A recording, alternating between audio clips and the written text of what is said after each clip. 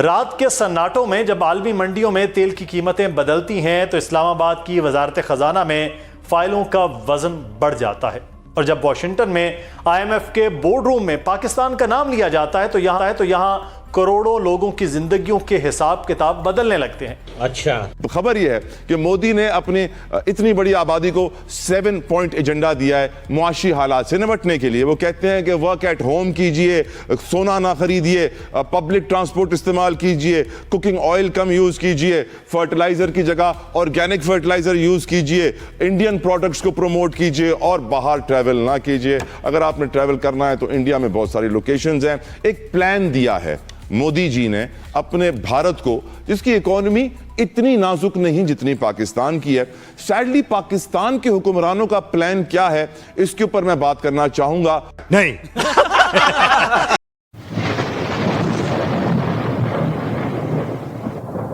नमस्कार दोस्तों, स्वागत है आपका हिंदुस्तान डॉट में। दोस्तों, पाकिस्तान के अंदर इतना बड़ा इकोनॉमिक एंड एनर्जी क्राइसिस आ गया है कि पाकिस्तानी पब्लिक तो क्या, पाकिस्तानी मीडिया को भी समझ नहीं आ रहा कि हमारी गवर्नमेंट क्या कर रही है। इसीलिए दोस्तों, आजकल पाकिस्तानी मीडिया मोदी जी की तारीफ कर रहे हैं कि इंडिया के अंदर भी एनर्जी क्राइसिस महसूस होने लगा है, लेकिन मोदी जी इंडियन पब्लिक को एक सही रास्ता दिखा रहे हैं। और दूसरी साइड पाकिस्तान की गवर्नमेंट तो कहीं पे खो गई है। पाकिस्तानी मीडिया को भी समझ नहीं आ रहा कि पाकिस्तानी गवर्नमेंट के पास इतने बड़े मुश्किल वक्त में क्या प्लान है। तो आइए दोस्तों, बिना टाइम वेस्ट किए वीडियो में आगे देखते हैं पाकिस्तानी मीडिया के रिएक्शन। अगर आप नहीं हैं तो पहले चैनल को सब्सक्राइब कर लीजिए और वीडियो को अंत तक देखें।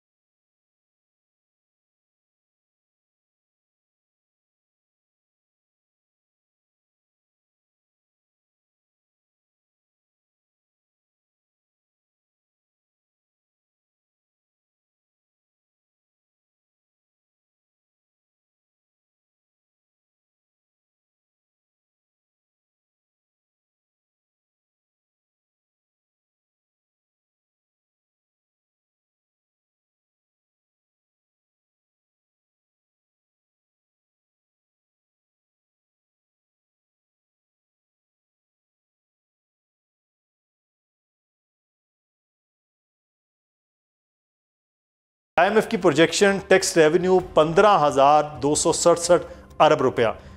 हुकूमत का पिछले साल का टारगेट 14,300 था। फिर उसके बाद IMF गए, IMF ने फिर मजीद कम किया, 13,979 अरब किया। 10 माह में जो शॉर्टफॉल है वो 684 अरब। 12 महीने में कहा जा रहा है कि तकरीबन 1,000 अरब का शॉर्टफॉल आ जाएगा। फिर ये इतना बड़ा, फिर दोबारा से इतना रेवेन्यू का जो रखा गया है टारगेट, ये गैर हकीकी किस्म के टारगेट्स क्यों रखे जा रहे हैं? बिस्मिल्लाहिर्रहमानिर्रहीम। Thank you Mudassir. पहले तो मैं आपसे एक सवाल करूंगा जी। पाकिस्तान ने आज तक 23 IMF के प्रोग्राम लिए हैं और हम हमेशा, हमारी लीडरशिप कहती है, बबांगो दौल कहती है कि ये हमारा आखिरी प्रोग्राम है।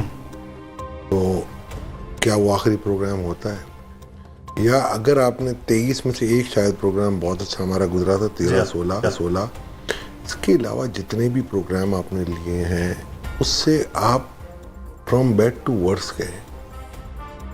तो IMF कभी भी, देखिए वो एक डॉक्टर है, वो कहता है उसकी एक रेसिपी है, उसको ये पता नहीं है कि चर्बी कहाँ से चढ़ी है आपकी, उसने बोला कि भाई ये चर्बी है, ये नहीं खाना, ये तुम नहीं खाना। उनकी एक रेसिपी होती है, उस रेसिपी से वो लेके चलते हैं। अच्छा नहीं, ये आपके मैंने वो डिटेल पढ़ा से नोटो IMF में आपका आर्टिकल भी आजकल बड़ा ज़ेर बहस है, लेकिन जो मैं यहाँ पे आपसे कि जब सरकारी बाबू बैठते हैं, आप भी क्योंकि रहे हैं हुकूमत का हिस्सा भी, जब बाबू बैठते हैं तब ये चीज़ें होती हैं, उस वक्त जी इस गैर हकीकी किस्म के टारगेट रखे क्यों जाते हैं? सब अफसोस की बात यह है कि आपको याद होगा 2023 में थोड़ी बगावत हुई थी, और इससे नोटो IMF में जो सारे हकायक लिखे हुए हैं ना, उस बगावत सही के दौरान ही हमने एक्सप्लोर किए थे। देखिए पाकिस्तान की बदनसीबी क्या है इस वक्त, हम अफसोस के साथ कि हम अपने माइंडसेट में ये लेके बैठ गए हैं कि जी IMF नहीं तो कुछ भी नहीं। IMF से हमें स्टेबिलिटी मिल रही है, नहीं मिली है। IMF से आप अभी भी थोड़े से डिस्टेबल हैं, अगर IMF ना होता तो मजीद स्टेबल होते। ये मैं आपको हकाइक से प्रूव कर दूं। IMF ने क्या आपको वो रेसिपी दी कि जो IMF क्या कहता है आपको कि जी इंपोर्ट खोल दो, डॉलर नहीं है इंपोर्ट खोल दो, क्योंकि आप फिर मेरे से डॉलर लेने आओगे या मार्केट से उठाओगे, जब आप उठाओगे या लोन लोगे, ये लोन ही लेंगे ना आप, तो आपको फिर डिवैल्यूएशन करनी पड़ेगी, डिवैल्यूएशन करोगे तो फिर इन्फ्लेशन बढ़ेगा, फिर डेट सर्विसिंग बढ़ेगी, फिर आपका लोकल जब इंटरेस्ट रेट बढ़ेगा तो आपकी इंडस्ट्री सफोकेट होगी, फिर कंज्यूमर का परचेजिंग पावर नहीं, तो ये विशियस साइकिल घूम जाएगा। तो अभी फिर जो 430 अरब रुपए मजीद टैक्सेस की गवर्नमेंट जो है वो तजवीज़ आ रही, 430 अरब रुपया मजीद टैक्स लगाया जाएगा, IMF की तरफ से कह दिया गया। अब वो तो फिर मजीद महंगाई और चीज़ें बढ़ते रहेंगे, आम आदमी हो, तनख्वाहदार तबका हो, कारोबारी हो, सब डिपेंड करेगा। देखें हमारे मुल्क में वैसे तो डायरेक्ट और इनडायरेक्ट दो टैक्सेस, जी हाँ, हमारे मुल्क में एक लेयर और बढ़ गई है, सेमी डायरेक्ट टैक्स।